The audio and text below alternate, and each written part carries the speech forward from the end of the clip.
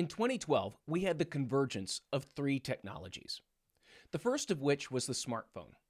The iPhone had been out since 2007.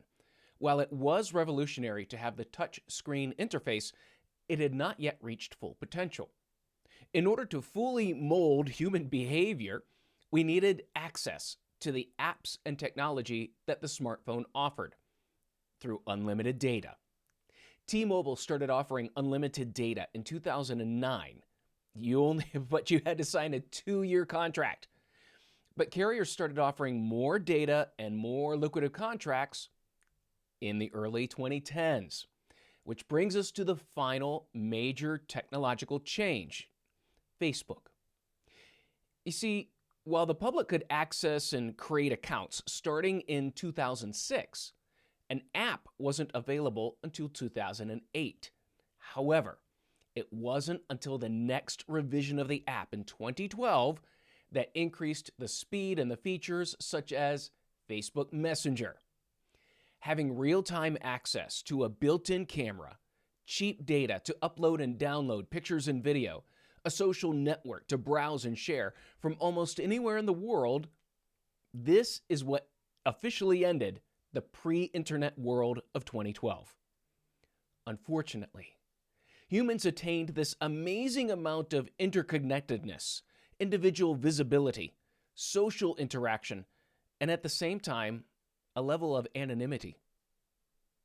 Who would have foreseen a world that created shallow influencers, trials by social media, wars with real-time video feeds, and some of the deepest political and social divides we've ever seen in the democratic world?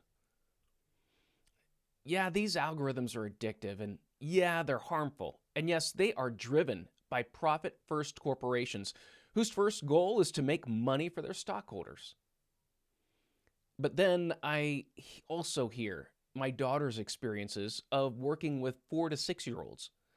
She tells me that every single one of them owns an iPad and they have a YouTube account, along with an account at nearly every social media platform. And they have uninhibited access to watch what they want when they want. She remarks, "I've never had that kind of access, and you probably still wouldn't let me have it." These kids probably have it because it keeps them quiet and out of the way at home. You see, my daughter grew up with limited access to computers. She was also the one who had her phone taken away the most, mainly as punishment for other infractions. You see, but 2012 was the year that we received immense power, but no instructions.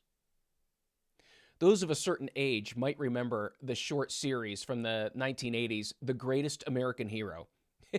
It was about an average guy that was given a powerful suit that gave him incredible superpowers, but he lost the instruction manual. He had no clue about the extent of his powers and only discovered them by accident.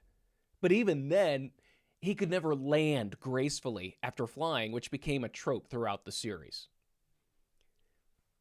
But this power, it transformed our society in less than 10 years, and it made big tech the most powerful corporations on earth. So yes, it's addictive and it harms our kids, but at the same time, I also put responsibility on individuals and parents. It's easy to tell the kids to put the devices down, but how many times as parents do we pick ours right up after, or not even put them down when we tell them to put them down? No one was prepared for the onslaught of media that would result from every person having a personal tracking device that could track every post, comment, location, opinion, search, and more. I feel for parents that at least tried to mitigate the incredible social pressure that was placed on kids to have a phone at earlier and earlier ages. I'm very happy to see schools integrate digital and media literacy into the classroom. It is necessary, and it will become even more critical as these children grow up in this new world reality. However, the same digital and media literacy needs to be practiced by parents and modeled in the home. Should big tech be accountable? Yes.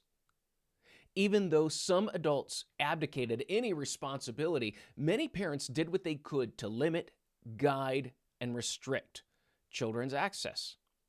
However, as we've seen, big tech knowingly worked against these efforts to create highly addictive portals that kids and adults just couldn't resist. Maybe 2012 was the end.